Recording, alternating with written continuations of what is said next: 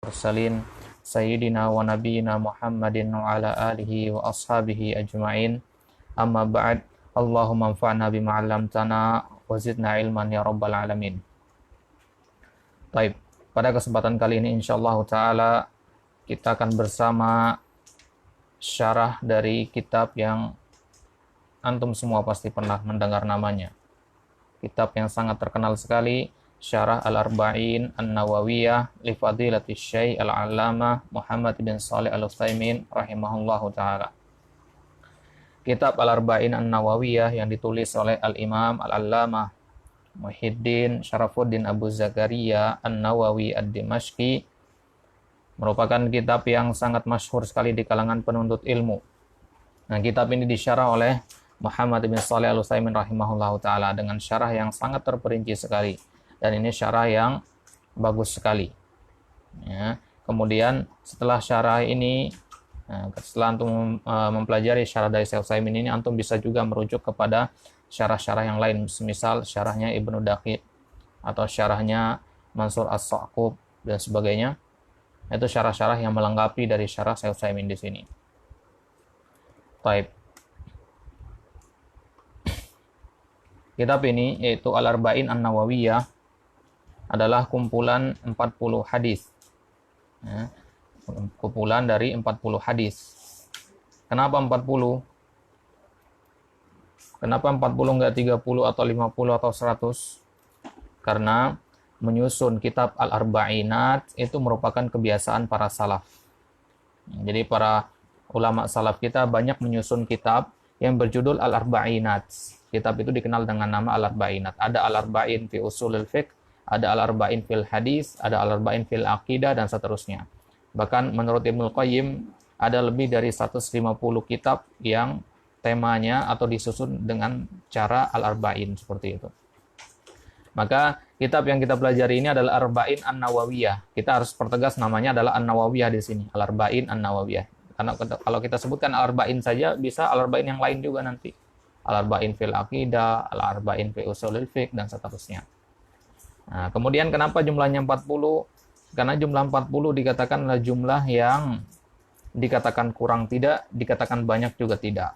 Itu adalah jumlah yang mencukupi dan merupakan kebiasaan orang Arab untuk menggambarkan sesuatu yang pertengahan jumlahnya itu menggunakan angka 40. Walaupun sebenarnya di sini Al-Imam An-Nawawi menulis 42 hadis, ya, tapi dibulatkan menjadi 42. Itu juga termasuk adat menurut adat kebiasaan orang Arab.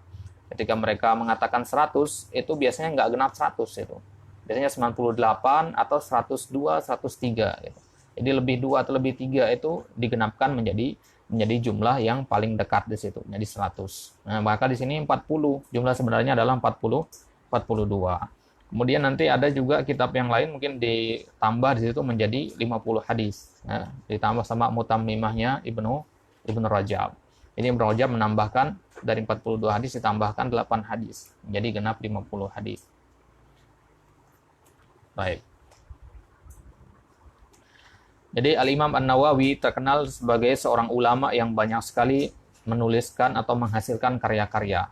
Ya, beliau sangat produktif sekali. Padahal umur beliau tidak terlalu tua untuk ukuran para ulama kalau dibandingkan dengan para ulama yang lain. Nah, dikatakan beliau meninggal pada umur 45 tahun kalau tidak salah. Beliau meninggal pada umur 45 tahun. Berarti dalam usia yang segitu beliau sudah banyak menulis kitab, ya, dalam berbagai cabang ilmu. Dalam bahasa beliau menulis Tahdzibul Asma' wal Lughat. Ya, kemudian beliau punya kitab Riyadhus Shalihin. Kemudian beliau juga mensyarah Sahih Muslim Al-Minhaj, ya, syarah yang paling masyhur dari Sahih Muslim. Dan semua kitab-kitab yang kita sebutkan dari karangan Al-Imam An-Nawawi itu hampir semuanya diterima oleh kaum muslimin. Ya, kaum muslimin menerimanya dari semua galangan, ya, dari semua golongan menerima kitab Al-Imam An-Nawawi. Ini menunjukkan atas ikhlas niatnya beliau. Ya, karena para ulama mengatakan bahwasanya qabulun nas lil muallafat minal adillah ala ikhlasin niyah. Penerimaan manusia terhadap karangan-karangan imam seorang ulama itu menunjukkan atas ikhlasnya niat seorang ulama tersebut. Jadi semakin ikhlas seorang ulama menulis kitabnya, maka kitab itu akan semakin diterima oleh masyarakat, semakin banyak yang mempelajarinya. Maka sekarang kita katakan orang-orang bid'ah saja mempelajari Al-Arba'in. Orang-orang bid'ah juga mempelajari Riyadhus Shalihin. Jadi semua, ya, saking masyhurnya kitab Al-Arba'in An-Nawawiyah ini. Ini menunjukkan insya Allah beliau adalah orang yang niatnya lurus dalam menulis kitab tersebut untuk memberi manfaat bagi kaum muslimin. Baik. Kemudian dari karya beliau yang banyak itu, nah, itu bisa dikelompokkan menurut cabang ilmu yang berbeda-beda. Akan tetapi Al-Arba'in An-Nawawiyah tidak bisa dikelompokkan dalam satu cabang ilmu tertentu. Misalkan kita katakan Al-Arba'in ini temanya adalah akidah, nggak bisa. Ini temanya usul fikih. Ini temanya hadis-hadis ahkam, tidak bisa. Ya. Karena Al-Arba'in itu mengumpulkan semua cabang ilmu. Hadis-hadis yang ada dalam Al-Arba'in itu adalah hadis-hadis dasar dalam agama. Ya, hadis-hadis dasar dalam agama. Maka di awal-awal nanti kita akan mempelajari beberapa hadis yang merupakan fondasi agama. Misal hadis innamal a'malu binniyat, dikatakan oleh para ulama, hadis innamal a'malu binniyat adalah sepertiga permasalahan agama. Imam Syafi'i mengatakan bahwasanya ada 72 permasalahan fikih berada di bawah hadis innamal a'malu binniyat. Ya. Kemudian ada hadis yang lain, misal hadis Aisyah, ya, man amila amalan laisa alaihi amruna, itu juga termasuk hadis fondasi agama. Kemudian hadis yang ketiga, hadis innal halala bayyinun wa innal harama bayyinun. Nah, 3 hadis itu dikatakan oleh para ulama merupakan fondasi dasar dari agama. Maka seorang muslim dituntut harus memahami 3 hadis ini minimal. Nah, maka di dalam kitab Arba'in ini 40 hadis ini adalah 40 atau 42 hadis di sini adalah hadis yang sangat penting untuk dihafalkan sebagai fondasi seseorang dalam beragama. Ya, karena kalau kita minta seorang muslim untuk menghafal seluruh hadis Nabi, tentu itu adalah sesuatu yang mustahil, sesuatu yang sulit untuk dilakukan. Maka kita minta mereka cukup untuk menghafalkan 42 hadis ini, itu akan mewakili jutaan ribuan hadis-hadis Nabi yang lain. Insyaallah ta'ala. Mafhum ya? Baik. Jadi hadis-hadis ini sangat penting dihafalkan karena dia mewakili banyak sekali cabang-cabang ilmu di situ. Baik. Untuk biografi Al-Imam An-Nawawi, nah, di sini Syekh Utsaimin tidak membawakannya karena sudah banyak disebutkan di dalam kitab-kitab para ulama yang lain. Bisa antum lihat di syarah Riyadhus Shalihin, ya, di syarah Al-Minhaj, beliau sendiri menetangkan biografinya di situ. Banyak sekali para ulama sudah menuliskan biografi beliau secara terperinci. Antum bisa merujuk ke situ. Adapun di sekarang kita tidak membahas biografi beliau, kita langsung untuk menghemat waktu, langsung masuk kepada pembahasan hadisnya saja. Baik. Baik, kita mulai langsung dari al-haditsul awal. Hadis yang pertama. Hadis yang pertama, an Amiril Mu'minina Abi Hafsin Umar bin Al-Khattab radhiyallahu ta'ala anhu qala sami'tu Rasulullah sallallahu alaihi wasallam yaqul innamal a'malu binniyat wa innama likulli imri'in ma nawa faman kanat hijratuhu ila Allah wa rasulihi fahijratuhu ila Allah wa rasulihi wa man kanat hijratuhu lidunya yusibuha aw imra'atin yankihuha fahijratuhu ila ma hajara ilaihi. Rawahu Imam al-Muhadditsina Abu Abdillah Muhammad ibn Ismail ibn Ibrahim ibn al-Mughirah ibn Barjizbah al-Bukhari wa Abul Husaini Muslim ibn al-Hajjaj ibn Muslim al-Qushairi an-Naisaburi fi sahihaihima alladainihuma asahul kutubil musannafati. Hadis yang pertama dari Amiril Mukminin Abu Hafs Umar bin Khattab. Nanti kita akan syarah perkataannya. Radhiyallahu ta'ala anhu qala sami'tu Rasulullah sallallahu alaihi wasallam yaqul innamal a'malu binniyat. Sesungguhnya segala perbuatan itu tergantung kepada niatnya. Wa innama likulli imri'in ma nawa, dan sesungguhnya setiap orang itu mendapati tergantung kepada apa yang dia niatkan. Wa man kanat hijratuhu ilallahi wa rasulihi fa hijratuhu ilallahi wa rasulihi. Barang siapa yang berniat hijrahnya kepada Allah dan Rasulnya, maka hijrahnya itu sesuai dengan niatnya kepada Allah dan Rasulnya.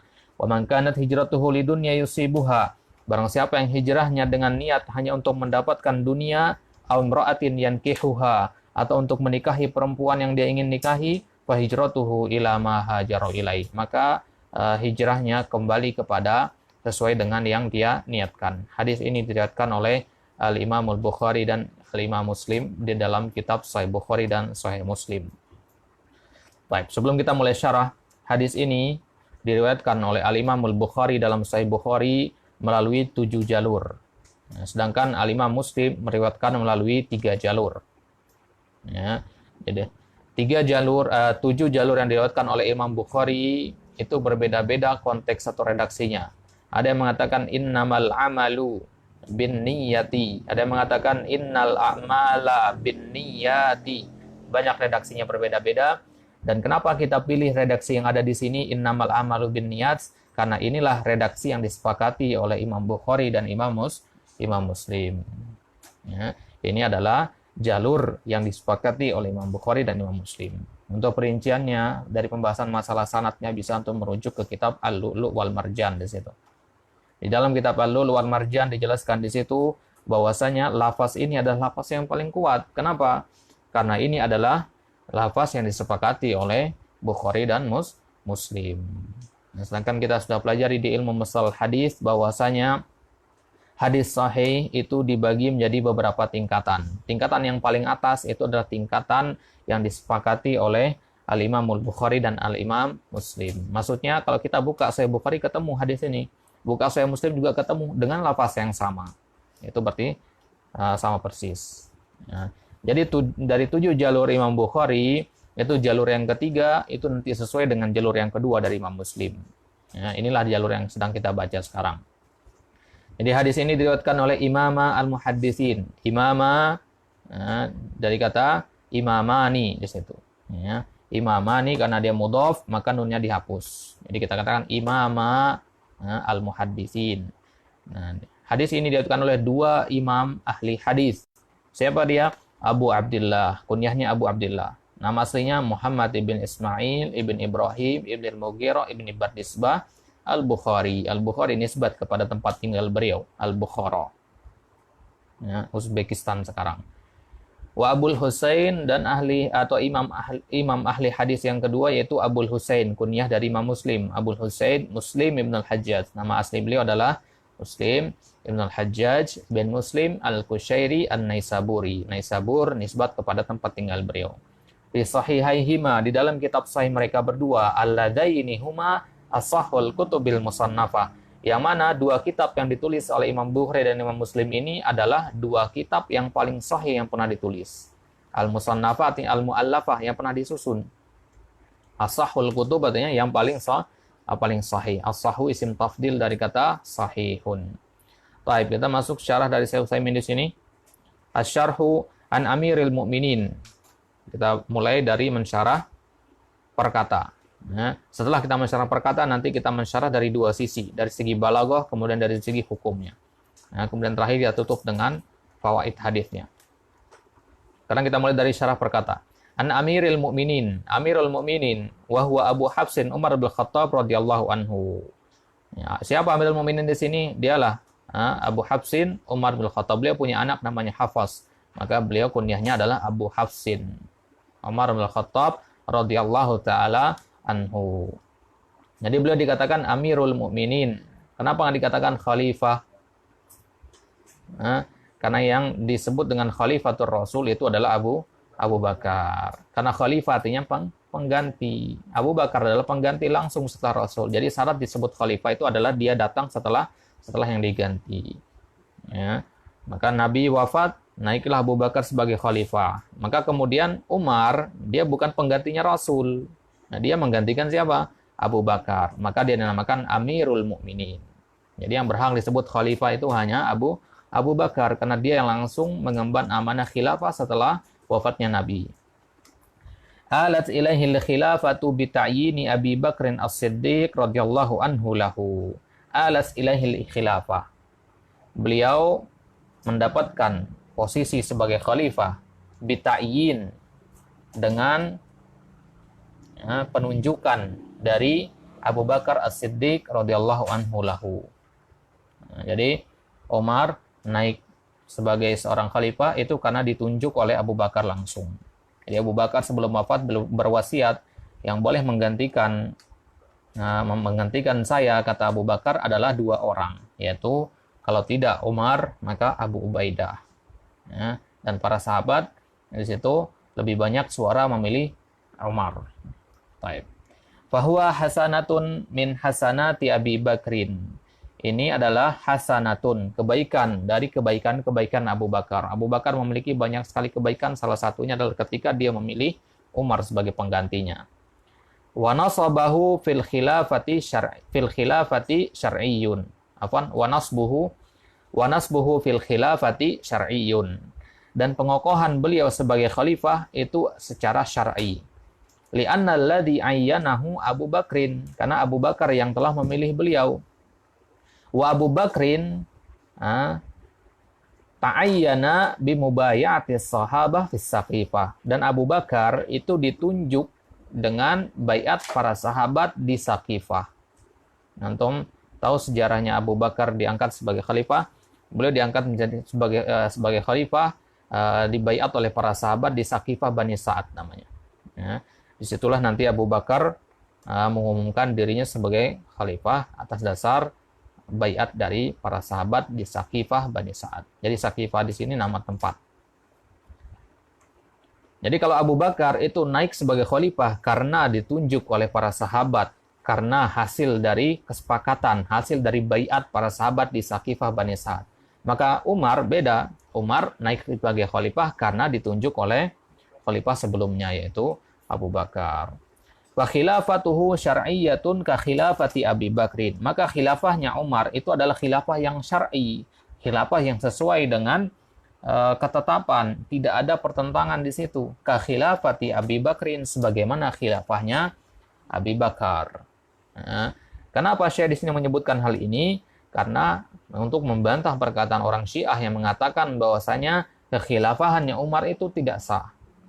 Ya, karena mereka sangat membenci Abu Bakar dan Umar. Mereka mengatakan khilafah Umar tidak sah. Nah, kita katakan khilafahnya Umar itu sah sebagaimana sahnya khilafah Abu Bakar.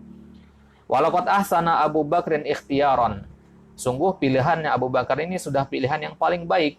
Haitsu ikhtara Umar bin Al-Khattab radhiyallahu anhu. Tatkala beliau memilih Umar bin Khattab. Ini adalah pilihan yang paling tepat. Wa fi qawlihi sami'tu dalilun ala annahu akhadahu minan nabi sallallahu alaihi wasallam bila wasitatin. Di hadis jadi kita katakan sami'tu Rasulullah. Apa arti sami'tu? Saya mendengar. Kalau ada seorang perawi menyebutkan hadisnya diawali dengan kata sami'tu, lafaz yang seperti ini dinamakan lafaz ada namanya. Lafaz ada dalam ilmu mustalah hadis. Kalau menggunakan kata sami'tu itu menunjukkan bahwasanya si perawi mendengar hadis ini tanpa ada perantara. Ya, di bawah sami'tu ada haddasana nanti. Ya, sami'tu kemudian haddasana, dan derajat sami'tu itu lebih kuat. Ya, jadi kalau ada hadis sami'tu itu sudah berarti harus kita terima hadis itu karena dia mendengar langsung. Ditakkid di situ. Ya, menunjukkan bahwasanya hadis ini didengar langsung. Dalilun ala annahu, ini bahwasanya dalil bahwasanya Umar mendengar dari Nabi bila wasitah, tanpa perantara. Wal ajabu anna hadzal haditsa lam yarwihi an Rasulillah sallallahu alaihi wasallam illa Umar radhiyallahu anhu ma'a ahammiyatihi. Wal ajab, dan yang mengherankannya bahwasanya hadis ini tidak diriwayatkan dari Rasulullah kecuali hanya oleh Umar saja. Ma'a ahammiyatihi, padahal dia penting sekali. Hadis ini hadis yang penting sekali. Nah, tapi kok hanya Umar saja yang meriwayatkan. Nah, biasanya hadis-hadis yang penting itu diriwayatkan secara mutawatir, secara berbarengan oleh para sahabat yang lain. Tapi ini diriwayatkan secara ahad, secara sendirian oleh Umar. Ya. Maka ada orang-orang yang mengatakan hadis ini tidak sah penisbatannya kepada Umar. Ada yang mengatakan hadis ini tidak bisa diterima. Ini kembali kepada perbedaan para ulama dalam mensifati khabar ahad. Apa itu khabar ahad? Khabar yang hanya diriwayatkan oleh satu orang kepada satu orang kepada satu orang. Nah, di sini hadis innamal amalu binniyat ini nanti diriwayatkan dari Umar oleh satu orang juga. Ya, diriwayatkan oleh satu orang. Kemudian dari satu orang itu diriwayatkan lagi oleh satu orang. Begitu seterusnya. sampai kepada Imam Bukhari dan Imam Muslim. Satu orang kepada satu orang. Alqamah kepada Nafi, kepada Imam Malik, dan seterusnya. Itu menunjukkan bahwasanya hadis ini berarti termasuk khabar ahad. Tapi tidak boleh kita ragukan meskipun hadis ini adalah khabar ahad. Kenapa? Lakin lahu syawahid fil Qur'an was sunnah. Karena dia memiliki syawahid, pendukung dari Al-Quran dan dari sunnah. Maksudnya pendukung apa? Maknanya sama seperti mana yang dikandung oleh ayat-ayat Al-Quran atau hadis-hadis yang lain. Fafil Qur'ani yaqulullahu ta'ala. Semisal ayat Al-Quran yang sesuai maknanya dengan hadis ini adalah wa ma tunfiquna illa btigha wajhillah. Surat Al-Baqarah ayat 272. Wa ma tunfiqun, dan apa-apa yang kalian infakkan tidaklah kecuali ibtigha wajhillah, untuk mengharapkan wajah Allah, untuk mengharapkan ridho Allah. Berarti ini pembahasan niat apa bukan? Pembahasan niat. Berarti ini sesuai maknanya dengan hadis innamal a'malu binniyat. Hadhihi niyyah. Wa qauluhu ta'ala, dalil selanjutnya yaitu surat Al-Fatah ayat 29. Muhammadur Rasulullah walladzina ma'ahu asyidda'u 'alal kuffari ruhama'u bainahum tarahum ruk'an sujjadan yabtaguna fadlan minallahi wa ridwana. Ini syahidnya. Yabtaguna fadlan minallahi wa ridwana. Mereka itu mengharapkan keutamaan dan keridhaan dari Allah Subhanahu wa taala. Mengharapkan keutamaan dan keridhaan dari Allah Subhanahu wa taala itu berarti maknanya sama seperti hadis yang sedang kita baca ini. Itulah kenapa kita katakan hadis ini adalah hadis yang harus kita terima, karena banyak pendukung yang semakna dengan hadis ini dari ayat.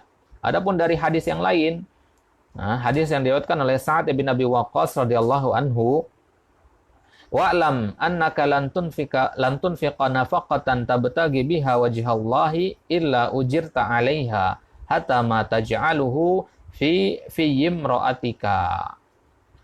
Dan ketahuilah wahai Sa'ad, annaka, bahwasanya engkau lantun fiqa nafaqatan, tidaklah engkau berinfak dengan suatu nafkah tabtagi biha wajhallah, yang engkau mengharapkan dengannya keridhaan dari Allah, illa ujirta 'alaiha, kecuali engkau akan diberi balasan dengannya, hatta ma taj'alahu fi imra'atika, bahkan apa yang engkau letakkan di mulut istrimu dari nafkah kepada istri, apa yang engkau letakkan di dalam mulut istrimu sebagai nafkah, itu pun engkau akan dapatkan pahalanya dengan syarat apa?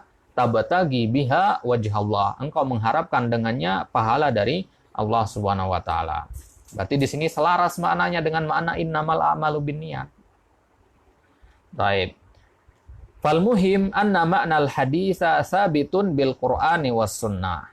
Maka kesimpulannya bahwasanya makna hadis ini sabit, telah kokoh bil Qur'an wa sunnah, dengan adanya dalil dari Al-Qur'an dan dari sunnah.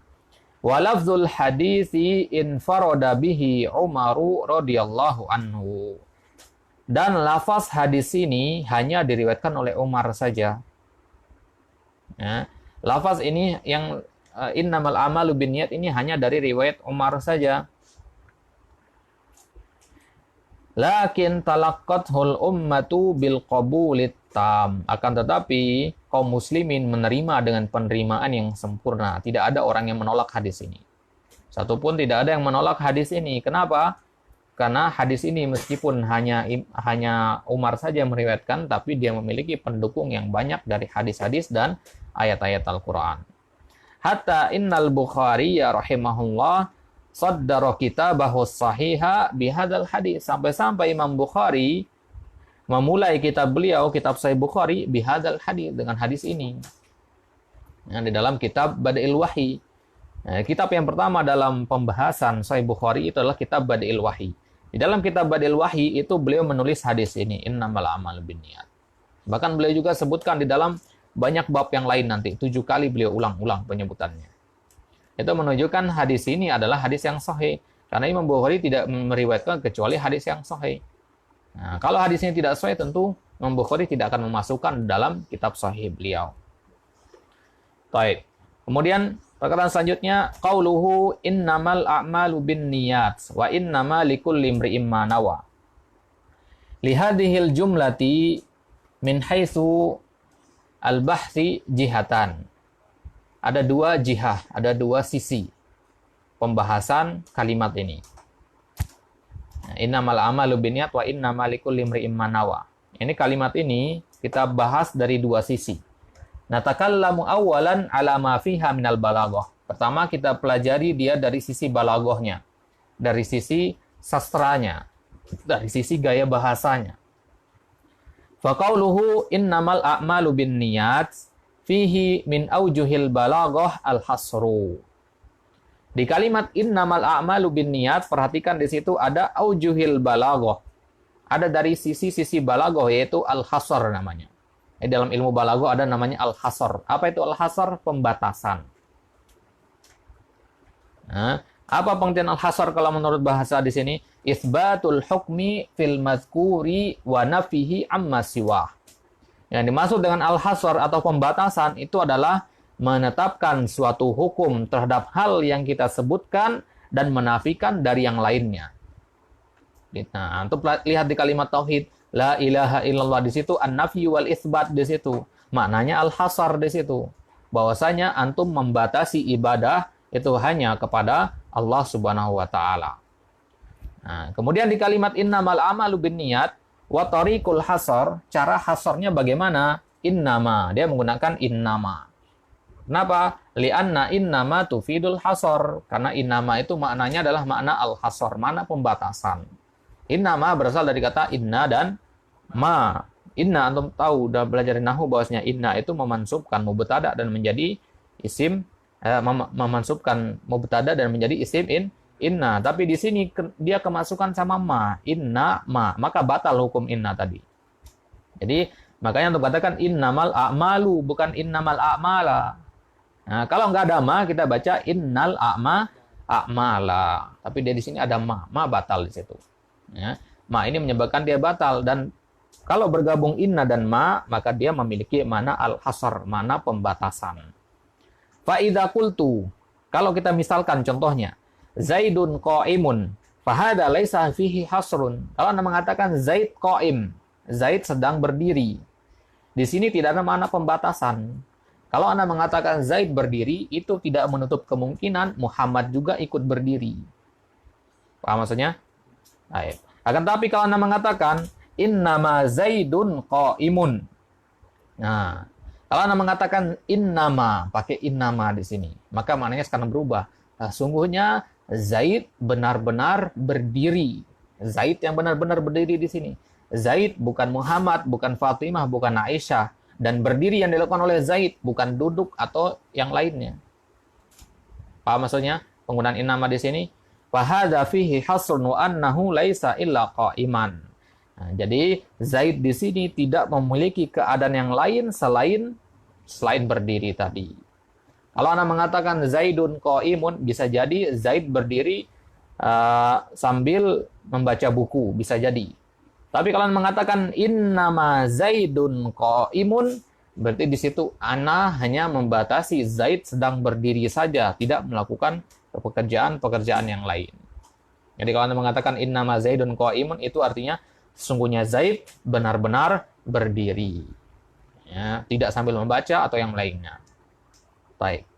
Jadi kalau antum terapkan ke ayat tadi innamal a'malu binniyat, nah, antum artikan dengan sesungguhnya, sebenarnya, bahwasanya amalan perbuatan itu, amalan-amalan yang kita lakukan itu semuanya tergantung kepada niatnya, tidak tergantung kepada yang lainnya. Dibatasi hanya kepada niat. Nanti maksudnya ya. Jadi patokan ibadah itu diterima, amalan itu diterima hanya kepada niatnya, bukan kepada yang lainnya. Misalkan ibadah itu dilakukan banyak, tapi niatnya salah, diterima apa tidak? Tidak. Jadi semua patokan itu kepada niat saja. Seandainya Nabi di sini mengatakan innal a'mala binniyat, nggak pakai ma, maka di situ bisa kita artikan bahwasanya ibadah itu walaupun niatnya salah, yang penting dia cara penyampaiannya, cara pelaksanaannya benar, maka insya Allah akan diterima. Akan kita katakan seperti itu. Orang yang sholat zuhur 6 rakaat, insya Allah akan diterima. Kalau kita mengartikan hadis ini dengan innal a'mala. Nah, tapi di sini yang benar adalah innamal a'malu. Jadi kita batasi bahwasanya ibadah apapun itu tidak akan diterima oleh Allah, ya, kecuali jika niatnya sudah sudah benar. Itu pembahasan innamal amalu binniyat dari sisi balaghahnya. Wa fi qoulihi sallallahu alaihi wasallam, dan hadis selanjutnya di kalimat selanjutnya, wa man kanat hijratuhu lidunya yusibuha aw imra'atin yankihuha fa hijratuhu ila ma hajara ilai. Minal balaghah ikhfa'u niyyati man hajara lidunya. Kalian perhatikan di kalimat di situ, fa hijratuhu ila ma hajara ilai. Di akhirnya dikatakan fa hijratuhu ila ma hajara ilai. Kenapa nggak diulangi? Fa hijratuhu ila dunya yusibuha aw imra'atin yankihuha. Nah, di situ berarti ada makna balaghah di situ. Coba antum lihat lafaz hadisnya nih. Perhatikan. Wa inna faman kanat hijratuhu ilallahi wa rasulihi. Ilallah wa rasulihi. Fa hijratuhu ilallah wa rasulihi. Diulang apa tidak? Diulang. Kalimat selanjutnya, wa man kanat hijratuhu lidunya. Dunia, 1. Al-mur'atin yang kihuha, 2. Fahijratuhu ila ma hajara ilai. Ada pengulangan? Ada kata dunia dan kata imro'ah lagi? Kalau tadi kata Allah dan Rasulnya diulang 2 kali. Di sini kata dunia dan imro'ah tidak diulang 2 kali. Apa rahasianya dibalik di sini? Dari ilmu balaghah bagaimana kita mengatakan di sini? Ikhfa'un niyah. Di sini dia sembunyikan niatnya. Kenapa? Nggak dikatakan ila dunya yusibuha atau ila imro'atin yankihuha. Nggak diulang kalimat itu. Wal faidatul balaghiyatu fi dzalik hiya tahqiru ma hajara ilaihi hadar rajulu. Faedah balaghiyah, faedah dari segi balaghah di sini adalah bahwasanya tahkir. Ada penghinaan, merendahkan. Merendahkan apa? Merendahkan apa yang kepadanya seorang laki-laki tersebut hijrah. Dia hijrah kepada apa? Karena tujuan dunia atau karena perempuan yang akan dia nikahi.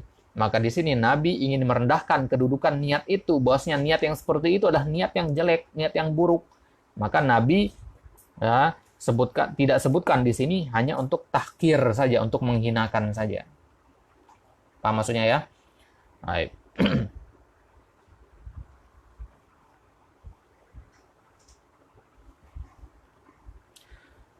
Misalkan sekarang dalam satu kelas seorang ustadz menyebutkan nama-nama santrinya, kemudian 1 orang nggak disebutkan. Nah, satu orang nggak disebutkan. Ketika disebutkan santri yang rajin itu adalah fulan, semua disebutkan, kecuali 1 santri nggak disebutkan di situ. Nah, gimana perasaan antum kalau antum yang nggak disebutkan itu? Tentu antum akan merasa kesal di situ kan. Nah, jadi tujuan ustadz itu tidak menyebutkan nama antum di situ adalah untuk merendahkan antum. Untuk menunjukkan bahwasanya perbuatan antum itu adalah perbuatan yang tidak bagus, yaitu perbuatan untuk bermas-malasan itu. Sehingga antum tidak berhak dikatakan sebagai santri yang rajin. Paham maksudnya ya? Maka di sini Nabi tidak mengulang penyebutan hijrah kepada dunia itu karena hijrah kepada dunia adalah perkara yang hina. Ya. Ailaisa ahlan li an yudkar. Ini tidak berhak untuk disebut. Bal yukanna anhu biqaulihi ila ma hajaru, tapi digunakan kata kiasan ila ma hajaru kepada apa yang dibutuhkan. Ya. Misalkan contoh yang lain, misalkan seorang anak minta uang kepada bapaknya untuk beli mainan. Ya. Untuk beli mainan, kemudian bapaknya mengatakan, ini uang, kamu pakai untuk beli mainan. Di situ ada pengulangan di situ. Ya, tidak ada tahkir di situ. Tapi kalau bapaknya mengatakan, ini uang, beli saja apa yang kamu butuhkan. Nah, di situ ada tahkir di situ. Bapaknya nggak perlu repot-repot menyebutkan kata mainan itu. Kenapa? Untuk menunjukkan bahwasanya apa yang antum beli itu adalah perkara yang tidak bagus menurut dia. Nah, jadi tidak perlu repot-repot mengulang kata-kata tersebut. Digunakan kata kiasan oleh Nabi di sini. Untuk menunjukkan atas kehinaan niat tersebut. Baik. Wa qauluhu man kanat hijratuhu ilallahi wa rasulihi. Al jawab fa hijratuhu ilallahi wa rasulihi. Kalimatnya di sini adalah bentuknya syartiyah. Barang siapa yang hijrahnya atas dasar untuk mendapatkan keridhaan dari Allah karena ittiba'an lin nabi, maka jawabannya fa hijratuhu ilallahi wa rasulihi. Maka hijrahnya sesuai dengan yang dia niatkan. Di sini Nabi ambil contoh hijrah. Bukan berarti sholat nggak masuk ya. Salat juga masuk di sini, zakat juga masuk, ibadah-ibadah apapun bentuknya masuk ke sini. Bahkan yang bukan termasuk ibadah pun masuk di sini. Ya. Fadzakarahu tanwihan bifadlihi. Di sini Nabi menyebutkan 2 kali lafaz Allah wa rasulihi karena niat hijrah karena Allah dan Rasulnya itu adalah niat yang sangat bagus sekali. Tanwihan bifadlihi, ikhbaron bifadlihi, untuk mengabarkan atas kemuliaannya.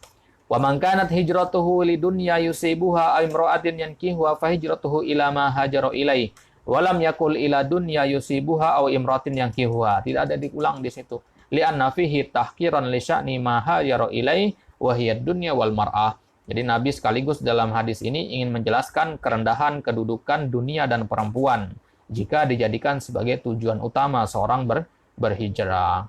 Jadi ada mengatakan dalam Fathul Bari misalkan, Ibnu Hajar mengatakan, asbabul wurud hadis ini ketika ada seorang sahabat yang dia hijrah dari Makkah ke Madinah karena menyusul perempuan yang dia sukai. Ya, ada juga yang mengatakan bahwasanya hadis ini sebab turunnya, sebab wurudnya, sebabnya kenapa Nabi mengeluarkan hadis ini adalah karena ada seorang laki-laki yang dia hijrah ke Madinah untuk tujuan berjualan. Jadi dia membawa uang modal dari Makkah untuk dikembangkan nanti di Madinah. Ya, sedangkan para sahabat yang lain itu mereka berhijrah tidak membawa apa-apa, hanya membawa perlengkapan untuk safar saja, dan tidak membawa dunia bersama mereka. Abdurrahman bin Auf, Utsman bin Affan, Abu Bakar, semua ditinggalkan kekayaan yang mereka punya. Bahkan padahal mereka orang-orang yang kaya, ditinggal semua kekayaannya di Mekah. Berangkat, bismillah menuju Madinah. Tidak ada yang membawa harta kekayaan. Nah, kecuali satu laki-laki tadi. Laki-laki tadi tidak disebutkan siapa namanya, dia yang berhijrah dengan ada niat sampingannya, itu niat untuk mendapatkan keuntungan sambil hijrah, sambil jualan di sana nanti. Baik. Itu pembahasan dari segi balaghah. Sekarang kita pembahasan dari sisi i'rabnya. Amma min jihatil i'rab wa huwa al-bahts tsani. Kita pembahas dari segi i'rabnya. Kemudian baru nanti dari segi bahasa. Wa qauluhu sallallahu alaihi wasallam innamal a'malu binniyat mubtada wa khabar. Al-amal mubtada wan niyat khabaruhu. Innamal amal. Al-amal itu mubtada, an-niyat itu khabarnya. Wa innamal likulli imri'in ma nawa. Aidan mubtada dan khabar. Di sini juga bentuknya mubtada dan khabar. Lakin quddimal khabaru 'alal mubtada. Akan tapi di sini khabarnya dikedepankan. Seharusnya kan khabar di belakang, tapi di sini dikedepankan, mendahului mubtadanya. Ya, li'annal mubtada fi qaulihi wa innama likulli imrin ma nawa huwa manawa mutaakhir. Kalimat manawa itulah sebagai mubtada di sini. Ya, seharusnya kalimatnya kita katakan wa innama ma nawa likulli imrin. Ya, wa innama likulli imri'in manawa. Di sini berarti ada mengedepankan khobar. Ya, khobarnya mana di situ? Likulli imri'in. Likulli imri'in itu khobarnya. Di sini kenapa boleh dikedepankan khobarnya? Ya, karena di sini khobarnya bentuknya nakiroh. Kalau khobar bentuknya nakiroh dan dia syibuhul jumlah, itu hukumnya boleh dikedepankan. Misalkan antum katakan fil masjidi talibun. Boleh antum katakan fil masjidi talibun, karena hukum asalnya antum katakan talibun fil masjidi. Karena talibun itu nakiro, tidak boleh jadi mubtada, maka dikebelakangkan dia. Ya, ujuban antum katakan fil masjidi talibun, maka itulah kasusnya sama seperti di sini. Likulli imri'in manawa, mudhafun ilaih, manawa. Baik, mutaakhir di situ dia sebagai mubtada mutaakhir. Mubtada muakhir. Faman kanat hijratuhu ila Allahi wa rasulihi fa hijratuhu ila Allahi wa rasulihi. Hadhihi jumlatun syartiyah. Ini namanya jumlah syartiyah. Apa itu jumlah syartiyah? Yang kalau kita artikan ke bahasa Indonesia itu ada sebab akibatnya. Jika saya makan, maka saya kenyang. Itu jumlah syartiyah namanya. Jika kamu begini, maka akan begini. Ada sebab akibat di situ. Itu dinamakan jumlah syartiyah. Dan jumlah syartiyah itu terdiri dari 3 rukun. Apa yang pertama? Adatus syarat. Apa adatus syaratnya di sini? Man, barang siapa. Itu namanya adatus syarat. Man di sini namanya man syartiyah, dan dia menjazamkan. Kalau man itu kan banyak dia jenisnya, ada man istifhamiyah dan sebagainya. Man anta itu istifhamiyah. Nah, tapi kalau man amila amalan laisa alaihi amruna fahuwa raddun, man di situ bukan man syarti, bukan man istifhamiyah, itu man syartiyah namanya. Ya. Kapan man itu bermakna man syartiyah? Ketika ada makna sebab akibat di situ. Ya. Ketika ada sebab akibat.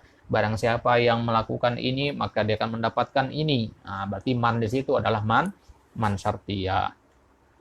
Itu rukun yang pertama. Kemudian rukun yang kedua, fi'lus syarat. Fi'lus syarat. Nah, fi'lus syarat itu terletak setelah adatus syarat. Kalau di hadis ini kata kanat. Wa jawabus syarat. Jawab syaratnya apa? Fa hijratuhu ilallahi wa rasulihi. Jika ini, maka begini. Ya. Jika begini, kata begini itu fi'lus syarat itu. Maka begitu, begitu itu jawab syarat. Gitu ya. Nah, nanya pakai papan sebenarnya nih, jelaskannya. Baik. Al-muhim ifham hadza jaidan, bahwasanya ini adalah jumlah syartiyah. Atau yang sudah pernah belajar jumlah syartiyah tentu familiar dengan ini. Yang belum belajar ya sudah antum pahami yang semampunya saja dulu. Wa hakadha naqulu fi i'rabi qawlihi wa man kanat hijratuhu lidunya yusibuha. Seperti itu kita katakan i'rabnya di sini. Itu i'rab yang sangat-sangat ringkas sekali. I'rab lebih lengkapnya nanti insyaallah kita akan bahas di kitab yang lain. Akan ada kitabnya nanti khusus untuk i'rab al-arba'in. Amma fil lughah, kita lihat sekarang dari segi bahasa. Pembahasan hadis ini dari segi bahasa. Kita katakan innamal a'malu. Apa itu al-a'mal? Al-a'mal jamak dari kata amal. Wa yashmulu a'malal qulubi wa a'malal nutqi wa a'malal jawarihi. Wa tashmulu hadhil jumlatu al-a'mala bi anwa'iha. Al-amal itu jamak dari kata amalun. Amalun artinya amalan, perbuatan. Wa yashmulu a'malal qulub wa a'malal nutq. Dan di sini dia mencakup perbuatan hati dan perbuatan lisan. Anut katanya pengucapan, lafaz. Wa amalul jawarih, dia juga mencakup perbuatan anggota badan. Jadi ada berapa perbuatan itu? Perbuatan itu ada 3. Perbuatan hati, perbuatan lisan, dan perbuatan anggota badan. Ini menurut Syekh Utsaimin. Kalau menurut ulama yang lain dibagi menjadi 2 saja. Baik. Maka innamal a'malu binniyat, ketika antum mengatakan innamal a'mal, kenapa harus pakai alif lam di situ? Untuk mencakup 3 jenis amalan tadi. Kalau tidak pakai alif lam, maka dia tidak akan mencakup jenis yang 3 ini. Nanti maksudnya ya. Maka ketika antum mengatakan sungguhnya perbuatan itu tergantung pada niat, perbuatan itu mencakup perbuatan hati, perbuatan lisan, dan perbuatan anggota badan. Dia menerjemahkan sesungguhnya setiap perbuatan hati, perbuatan lisan, perbuatan anggota badan itu tergantung kepada niatnya. Baik, sekarang kita lihat kupas satu-satu apa itu perbuatan hati. Fal a'malul qalbiyah, ma fil qalbi minal a'mal. Apa yang dilakukan oleh hati. Katawakkuli 'ala Allah. Contohnya tawakal. Lantas bertawakal kepada Allah itu kan keyakinan hati itu. Itu amalul qulub namanya. Wal inabah, kembali kepada Allah, bertaubat kepada Allah. Wal khasyah, khasyah, rasa takut kepada Allah. Itu juga termasuk amalul qulub. Wal a'mal an-nutqiyah, perbuatan lisan, apa saja ma yantiqu bil lisan, itu yang diucapkan oleh lisan. Wa ma aktsaru aqwalil lisan wala a'lamu syai'an minal jawari aktsaru amalan minal lisan. Apa saja? Contohnya ya kata-kata yang antum ucapkan sehari-hari itulah amal nutqiyah. Wa ma aktsaru aqwalil lisan, dan banyak sekali perkataan-perkataan lisan itu. Wala a'lamu syai'an minal jawari aktsaru amalan minal lisan, dan aku tidak tahu sesuatu dari anggota badan yang paling banyak amalannya selain lisan. Nah, lisan itu yang paling banyak, yang paling capek itu lisan, karena dia yang paling sering beramal. Gitu. Kalau kaki, ya paling hanya ketika antum pindah dari satu tempat ke tempat yang lain. Tapi kalau lisan itu bisa sambil melakukan hal-hal yang lain. Ya, bisa sambil duduk, sambil berdiri. Kalau antum berdiri, bisa nggak sambil duduk? Nah, bisa nggak berdiri sambil duduk? Nggak bisa, berlawanan. Duduk ya duduk, berdiri ya berdiri. Tapi kalau berbicara, itu bisa digandengkan dengan perbuatan yang lain sekaligus. Duduk bisa sambil berbicara, berdiri juga bisa sambil berbicara. Itu menunjukkan bahwasanya perbuatan anggota badan itu yang paling banyak perbuatannya adalah lisan. Allahumma illa antakunal ain awil udhun. Nah, selain itu, selain lisan, yang paling banyak beramal itu juga al-ain dan al-udhun. Mata dan telinga. Wal amalul jawarihiyah, perbuatan anggota badan adalah amalul yadain, perbuatan kedua tangan, warijlain, dan perbuatan kedua kaki, wa ma asbaha dzalik, dan yang lainnya. Kemudian kita katakan innamal a'malu binniyat. Binniyat, an-niyat jam'u niyatin wa hiya al-qasdu Wa syar'an al-azmu ala fi'lil ibadati taqarruban ilallahi ta'ala. Wa mahalluha al-qalbu fahiya amalun qalbiyun wala ta'alluqa lil jawarihi biha. An-niyat di situ dia menggunakan jamak. Jamak dari kata niyatun. Jadi kalau satu niyatun, dua niyatani, banyak niyatun. Niat itu secara bahasa artinya apa? Al-qasdu. Apa arti al-qasdu? Maksud, tujuan. Ya. Antum mengatakan nawaitu an-naum. Di mana qasadatu an-naum. Di mana maksudi huwa an-naum. Itu secara bahasa. Adapun secara syariat, secara syar'an, niat itu adalah al-azmu ala fi'lil ibadah. Tekad untuk melakukan suatu ibadah. Taqarruban ilallahi ta'ala. Untuk mendekatkan diri kepada Allah subhanahu wa ta'ala. Maka kalau kita berniat untuk tidur, ya, untuk menghilangkan ngantuk, itu tidak dinamakan niat secara syariat. Itu niat secara bahasa. Nanti bedanya ya. Karena kalau niat secara syariat, itu hanya dalam hal-hal yang kita gunakan untuk mendekatkan diri kepada Allah. Apa yang kita gunakan untuk mendekatkan diri kepada Allah? Itulah ibadah. Ya, perbuatan manusia itu dibedakan menjadi dua. Ya, al-ibadah dan al-adah. Ibadah itu yang kita gunakan mendekatkan diri kepada Allah, bernilai pahala. Al-adah itu kebiasaan sehari-hari. Makan, minum, tidur, mandi, itu al-adah. Salat, puasa, zakat, itu al-ibadah. Dan terkadang al-adah bisa bernilai al-ibadah. Terkadang al-ibadah juga bernilai al-adah, tergantung kepada niat dari pelakunya. Itulah maksudnya innamal a'malu binniyat itu. Perbuatan itu tergantung kepada niatnya. Maksudnya apa? Adah bisa antum berubah menjadi ibadah. Ibadah bisa antum berubah menjadi adah, tergantung kepada niat yang antum punyai. Nah, itulah kenapa dikatakan oleh para ulama al-adah, al-ibadah inda ahlil ghaflah al-adah. Ya. Orang yang lalai, ibadahnya itu adalah adah. Ya. Wa inda ahlil yaqadhah al-adah indahum al-ibadah. Tapi bagi orang yang memiliki ilmu, kebiasaan sehari-hari itu bisa bernilai ibadah. Ya. Tapi orang yang tidak memiliki ilmu, ibadahnya bisa bernilai adah, kebiasaan sehari-hari gitu. Tidak bernilai pahala. Nah, jadi itu penting sekali kita mengetahui perkara niat ini. Wa mahalluha al-qalbu, mahalluha bimana makanuha, tempatnya itu di hati. Ya. Niat itu tempatnya di hati. Ini kesepakatan dari ulama Ahlus Sunnah wal Jamaah bahwasanya niat itu adalah perbuatan hati. Fahiya amalun qalbi, ya, perbuatan hati, wala ta'alluqa lil jawarihi biha. Anggota badan itu tidak punya kaitan dengannya. Tidak ada hubungannya dengan niat.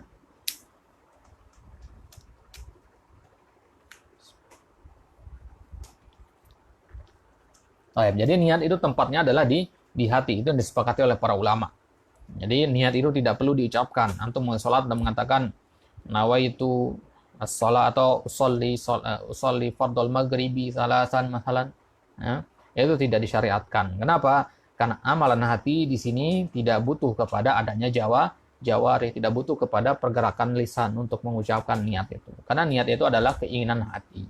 Kalau kita sudah bertekad untuk sholat, ya, dengan melakukan apa hal-hal yang menjurus kepada sholat, semisal kita jalan ke masjid, kita wudhu, itu menandakan kita sudah berniat untuk sholat maghrib. Nggak perlu lagi ditakkid dengan mengatakan usolli dan sebagainya.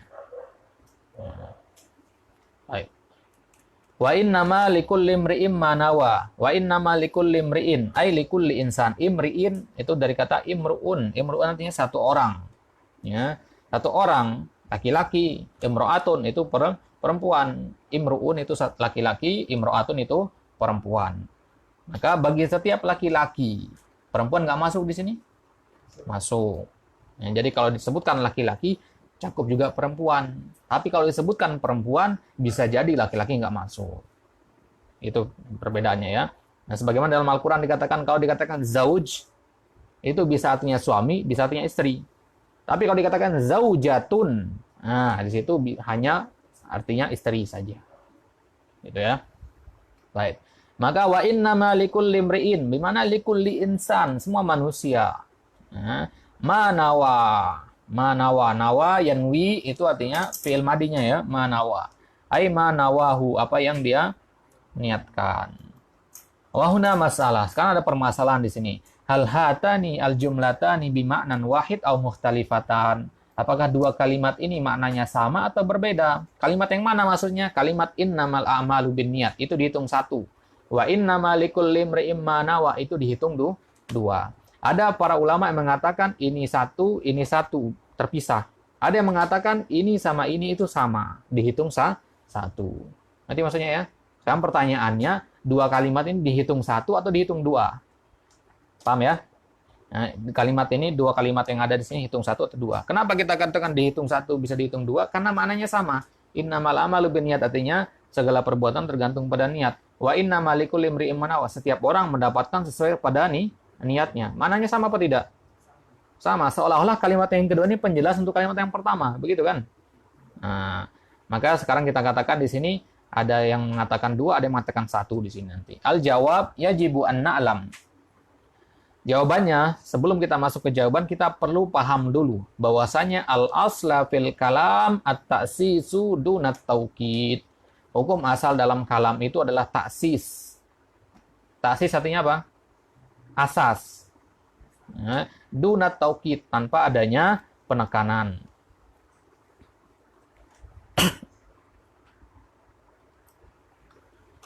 Kalau Anda mengatakan Muhammad pergi ke pasar, itu namanya taksis. Itu asal kata. Kalau Anda mengatakan Muhammad benar-benar pergi ke pasar, itu namanya takkid. Mana yang lebih dahulu ada? Taksis atau takkid?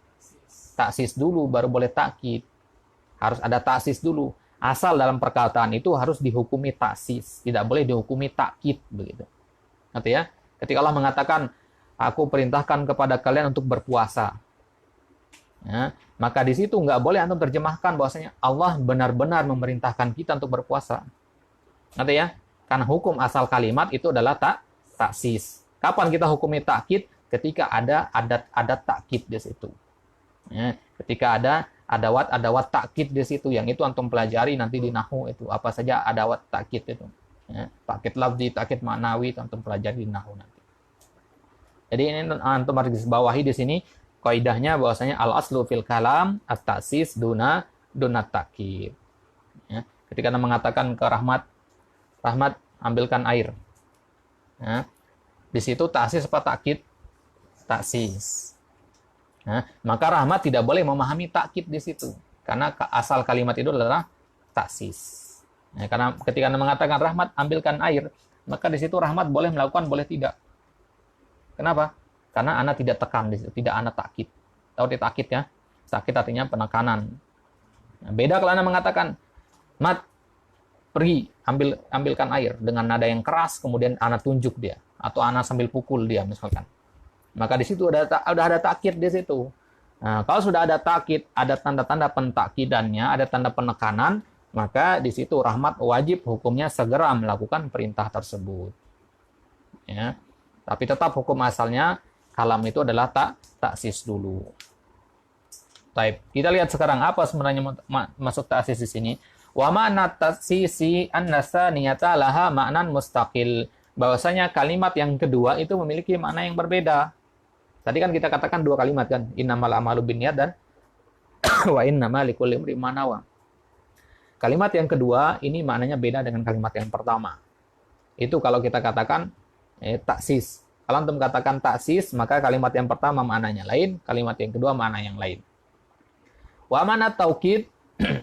Adapun taukid an-nasaniyah bimaknal awal, bimaknal ula. Bahwasanya kalimat yang kedua itu maknanya sama dengan pertama. Jadi maksudnya kalau ada dua kalimat makna yang pertama dengan makna yang keduanya sama, berarti yang kedua ini fungsinya untuk menegaskan yang pertama. Ngerti ya? Nah, misalkan Anda mengatakan, saya memakan hewan laut. Nah, kemudian berapa detik kemudian Anda ngomong lagi, saya memakan ikan. Nah, kalimat yang kedua maknanya sama nggak dengan kalimat yang pertama? Nah, sama apa tidak? Sama apa tidak di situ? Ikan hewan laut apa bukan? Hewan laut. Berarti makna yang kedua sama dengan makna yang pertama. Fungsinya apa di situ? Ada pengulangan di situ. Takkid atau taksis. Ya, salah satu dari dua itu untuk menekankan di situ. Nanti ya. Jadi agak kebalago di sini. Jadi yang belum belajar balago mungkin agak ribet ini. Taib. Walil ulama rahimahumullah fi hadil mas'alah ra'yan. Dan para ulama memiliki dua pendapat dalam masalah ini. Annal jumlatain bima'an wahid. Pendapat yang pertama mengatakan bahwasanya dua kalimat ini maknanya sama. Faqad qala Nabi innamal a'malu binniyat. Nabi mengatakan innamal a'malu binniyat wa akkada dzalika. Kemudian beliau takkid, beliau pertegas dengan kalimat selanjutnya wa innamal likulli imri'in ma nawa. Berarti kalimat yang pertama huwa gitu istilahnya. Kalimat yang pertama dengan yang kedua itu sama. Fungsi pengulangan di sini hanya untuk mentakkid. Nah, mengatakan wahai Rahmat pergi ke pasar. Itu takkid namanya. Karena pengulangan dua kata. Nah, mengatakan Rahmat pergi ke pasar, nggak ada takkid di situ. Jelas? Baik.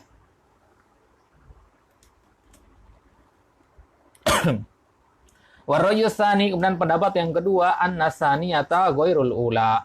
Nah, ini mengatakan taksis. Fal kalamu min babit taksis la min babit taukid.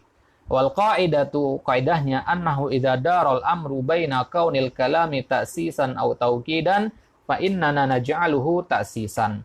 Kalau ada satu perkara di situ berputar antara perkataan ini taksis atau takkid.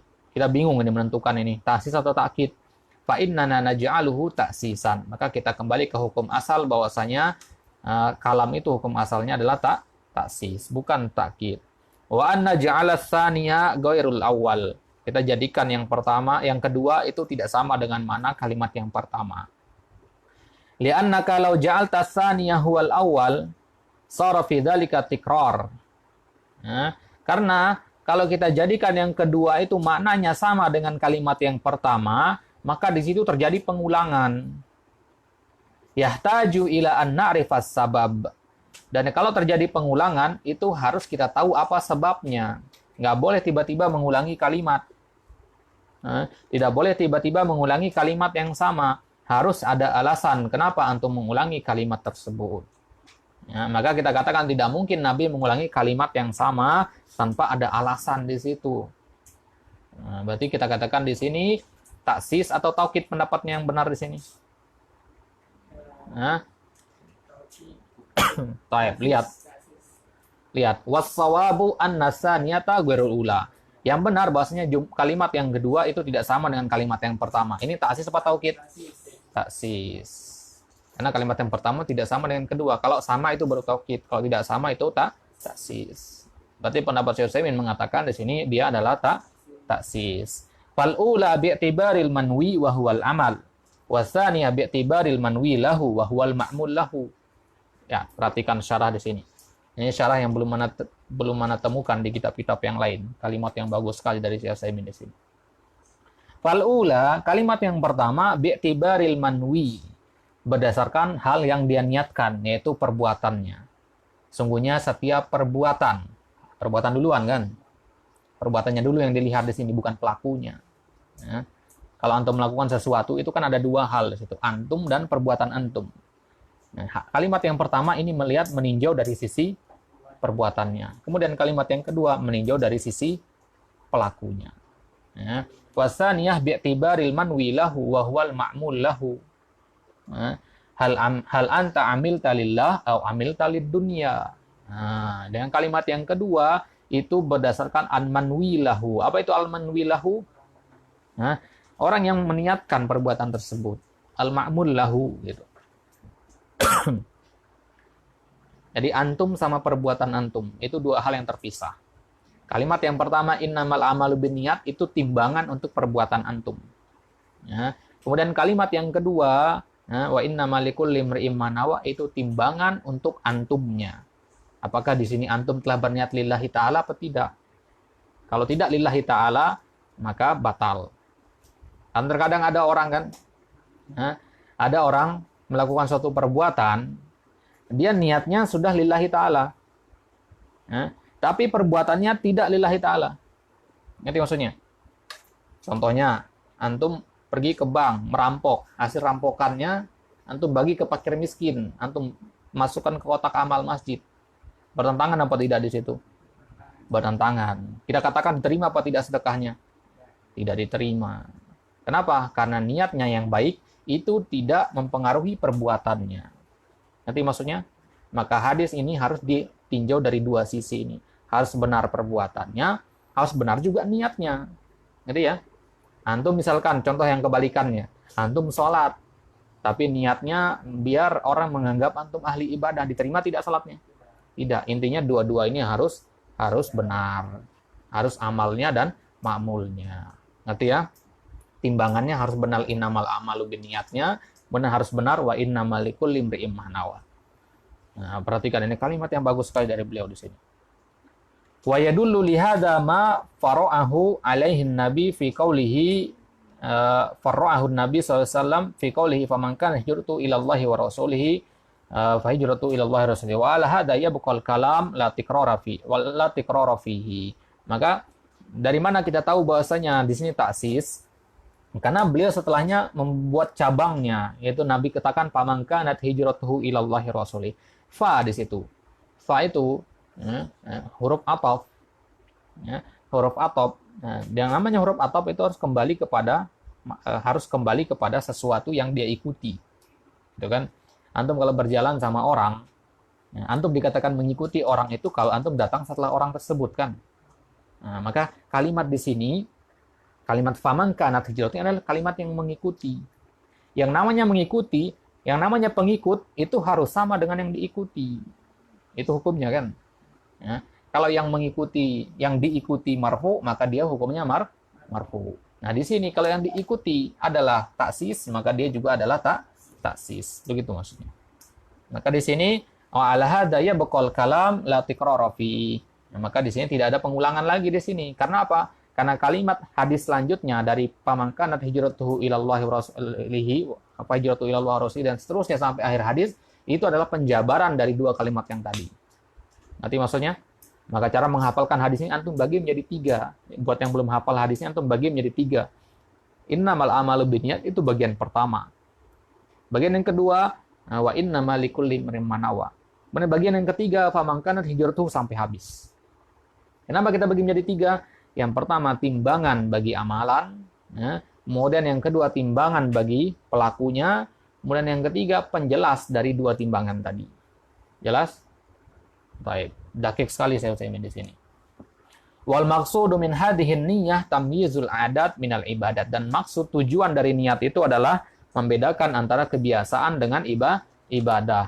Wa tamyizul ibadat ba'duha min ba'din, juga untuk membedakan antara satu ibadah dengan ibadah yang lain. Kalau antum lihat ada orang masuk masjid kemudian sholat 2 rakaat, antum bisa tentukan nggak dia sholat sunnah 2 rakaat itu adalah tahiyatul masjid atau qobliyah? Bisa nggak kita tahu bahwasanya dia lagi sholat tahiyatul masjid? Nggak bisa kan? Karena zahirnya dia sholat 2 rakaat. Itu ada 2 kemungkinan. Dia ini tahiyatul masjid atau sholat qobliyah. Atau bisa jadi dia belum sholat subuh gitu misalkan. Ngerti ya? Bisa jadi banyak kemungkinan, atau dia sholat sunnah wudhu atau sholat sunnah mutlak, banyak kemungkinan di situ. Maka untuk membedakan antara jenis ibadah yang banyak itu diperlukanlah niat. Harus ada niat untuk membedakan ibadah dengan ibadah yang lain. Baik. Sudah berapa jam itu, Mat? Nyampe sejam? Belum kelihatan ya? Tadi kita mulai jam berapa kira-kira? Tapi kita lanjut dikit lagi ya. Kita tamyizul ibadat. Wa tamyizul adat minal ibadat misaluhu. Di sini kita akan lihat sekarang contoh bagaimana fungsi dari niat itu. Kenapa sih pentingnya kita berniat? Fungsinya apa? Awalan ar-rajul ya'kulu ta'am syahwatan faqat. Ada seorang makan makanan karena syahwat, karena hawa nafsu, karena keinginan saja. Wa rajul al-akhar ya'kulu ta'ama imtithalan li amrillahi azza wa jalla. Dan laki-laki yang kedua, dia makan makanan karena mentaati perintah Allah Subhanahu wa taala dalam firman-Nya wa kulu washrabu. Makan dan minumlah kalian. Itu perintah di dalam surat Al-A'raf. Nah, aklus tsani ibadah wa aklul awal ada. Orang yang kedua itu makannya bernilai ibadah, orang yang pertama makannya bernilai ada. Yang mana dapat pahala di situ? Yang kedua, apa maksudnya ya? Sama-sama makan di sini. Maka di sini dituntut niat itu harus didasari ilmu apa tidak? Harus didasari ilmu. Berarti kita harus tahu semua ilmu dari segala tindak tanduk kita. Antum duduk, antum lagi duduk, antum dari makan, lagi minum, itu harus tahu dalilnya masing-masing. Harus tahu ilmunya. Nah, agar kita apa? Kok harus tahu itu? Agar kita mendapatkan pahala dari situ. Antum tidur malam, tapi niatnya untuk mengistirahatkan badan agar bisa kuat beribadah, dapat pahala antum. Bagaimana antum bisa berniat yang benar kalau antum tidak punya ilmu tentang keutamaan ibadah? Nanti ya. Nah, makan di situ. Makan tadi orang yang makan karena hawa nafsu dengan orang yang makan karena mengamalkan perintah Allah. Nah, sekarang pertanyaannya bagaimana antum berniat makan dengan benar kalau antum tidak tahu ayat mana yang memerintahkan untuk makan? Nah, dia harus tahu ayat, harus tahu dalil kita. Jadi tidak hanya sholat, puasa, zakat yang butuh kepada dalil. Segala tindak tanduk sehari-hari, mulai dari makan, minum, tidur, berjalan, dan seterusnya, juga butuh kepada dalil. Nah, agar apa? Agar kita bisa meraih pahala dari perbuatan-perbuatan yang sifatnya mubah tadi. Jelas ya? Baik. Sanian, contoh yang kedua, ar-rajul yaghtasilu bil ma'i tabarrudan. Ada seorang laki-laki, dia mandi pada siang hari karena untuk mendinginkan badan. Wasani yaghtasilu bil ma'i minal janabah. Ada laki-laki yang kedua, dia mandi karena janabah. Karena semalam dia mimpi junub. Fal awal ada, wasani ibadah. Maka laki-laki yang pertama tadi mandinya itu sifatnya ada kebiasaan, dan laki-laki yang kedua sifatnya ibadah. Walihada law kana 'alal insan janabah, tsumman ghamasa fil bahri litabarrud tsumma shalla fala yujzi'u dzalik. Maka berdasarkan kesimpulan ini, kalau ada orang yang terkena janabah, kemudian dia menyelam ke lautan untuk mendinginkan badannya. Kemudian dia sholat, maka sholatnya tidak sah. Kenapa? Karena dia tujuannya menyelam itu untuk ngapain? Untuk hanya mendinginkan badan doang. Untuk hanya mendinginkan badan, bukan untuk mandi janabah. Maka hati-hati di sini. Mandi janabah, misalkan antum terbiasa mandi sebelum subuh. Nah, suatu malam antum janabah di situ. Kemudian antum lupa berniat mandi itu untuk menjadi janabah, maka salat subuh yang antum lakukan nanti bisa jadi tidak sah di situ. Karena antum masih dalam keadaan junub. Li'annahu la budda minan niyah wa huwa lam yanwi ta'abbuda wa innama nawat tabarruda. Baik. Walihada qala ba'du ahli ilmi ibadat ahli ghaflah adat wa adat ahli yaqadah ibadat yang kita katakan tadi. Ibadahnya orang yang lalai itu adalah kebiasaan, dan kebiasaannya orang yang sadar itu adalah ibadah. Ibadat ahlul ghaflah adat. Contoh perbuatan ibadah orang yang lalai itu bisa menjadi adah. Misalkan man yaqumu wa yatawadda wa yusalli wa yadhhab 'alal adah. Barang siapa yang bangun tidur kemudian berwudu kemudian salat, itu hanya bagian dari rutinitasnya sehari-hari. Nah, dia sudah kebiasaan dari kecil seperti itu, maka itu adalah adah bagi dia, tidak dihitung ibadah. Nanti maksudnya ya, kita sholat 5 waktu, tepat pada waktu terus. Saking terbiasanya, ketika sudah waktu subuh, tiba-tiba saja kita bangun untuk sholat. Karena sudah terbiasa di situ. Maka di situ diperlukan adanya niat di situ. Tentunya tidak dengan lafaz ya. Diperlukan ada niat untuk mentakkid perbuatan tersebut. Untuk membedakan antum ini lagi melakukan rutinitas atau melakukan ibadah. Baik. Kemudian contohnya kebiasaan orang-orang yang sadar, orang yang berilmu maksudnya, adalah bernilai ibadah man ya'kulu imtisalan li amrillah. Barang siapa yang makan untuk mempraktekkan perintah Allah. Untuk menerapkan perintah Allah. Yuridu ibqa'a nafsihi. Nah, dia makan itu tujuannya untuk menjaga dirinya tetap hidup. Wa yuridu at-takaffufa 'anin nas, dan dia juga makan itu tujuannya untuk menghindarkan diri dari meminta-minta kepada orang lain. Fayakunu dzalika ibadah. Maka itu bernilai ibadah. Kenapa bernilai ibadah? Karena niatnya benar di situ. Karena kita dicela banyak meminta kepada orang, atau merusak diri sendiri, itu sengaja tidak makan biar badan itu sakit, itu juga kita berdosa di situ. Atau sengaja makan banyak dengan tujuan untuk merusak badan, itu juga berdosa. Bisa bernilai berdosa di situ tergantung kepada niatnya. Wa rajulun akhar, ada laki-laki lain misalkan, dia labisa sauban jadidan yuridu an yataraffa bi siyabihi. Ada seorang laki-laki, dia pakai pakaian baru, ingin membangga-banggakan di hadapan manusia. Fahadha la yu'jar, maka dia tidak dapat pahala. Wa akharu labisa thawban jadidan yuridu an yu'arrifan nasa qadra ni'matillahi alaihi wa annahu ghani. Ada laki-laki lain, dia pakai pakaian baru, tapi tujuannya adalah untuk mengenalkan kepada orang bahwasanya nikmat Allah kepada dia itu banyak sekali. Wa annahu ghaniyun, dan bahwasanya dia itu adalah orang yang kaya. Boleh di situ untuk menampakkan diri. Berdasarkan firman Allah, wa amma bi ni'mati rabbika fahaddits. Adapun nikmat Rabbmu hendaknya engkau tampakkan. Jadi kalau antum punya nikmat, pakaian baru misalkan, itu harus antum pakai. Tampakkan nikmat Allah yang ada pada diri antum itu. Tapi tetap dengan batasan tidak boleh untuk menyombongkan diri. Hanya untuk menampakkan nikmat Allah. Lihat loh, saya diberi nikmat oleh Allah begini-begini. Gitu ya. Paham ya? Nah, apalagi sekarang zamannya selfie, dikit-dikit posting sosial media. Gitu kan? Nah, itu tujuannya apa? Sebelum kita posting sesuatu, tanyakan dulu niat saya apa nih posting ini? Apakah untuk menyombongkan bahwasanya saya makan di restoran mewah atau bepergian liburan ke tempat-tempat yang jauh? Ya. Apakah tujuan untuk menyombongkan diri? Kalau tujuan untuk menyombongkan diri bukan untuk memberitahukan orang atas nikmat Allah pada diri antum, maka itu tidak diperbolehkan. Nah, bagaimana sekarang kalau antum dapati diri antum adalah orang yang rawan untuk terkena penyakit sombong itu? Maka tahan diri dari memposting apapun. Meskipun antum merasa niat antum di situ adalah niat yang benar. Tahan diri antum. Ya. Karena memposting sesuatu itu akan lebih dekat kepada kesombongan bagi orang-orang yang di dalam hatinya suka dipuji misalkan. Ya. Sekali dipuji dia langsung melayang. Nah, orang yang seperti itu maka kita katakan harus menghindarkan diri dari perkara-perkara seperti ini dalam bentuk waroknya, dalam bentuk taharruzan untuk menjaga agamanya. Baik. Maka orang yang menampakkan nikmat Allah yang ada pada dirinya itu mendapatkan pahala. Atau ada laki-laki lain misalkan warajulun akhar labisa yaumal jum'ah ahsana thiyabihi li'annahu yaumul jum'ah hadhihi 'adah. Ada orang dia pakai pakaian baru, pakai pakaian yang paling bagus yang dia punya pada hari Jumat. Kenapa dia pakai? Karena itu adalah hari Jumat.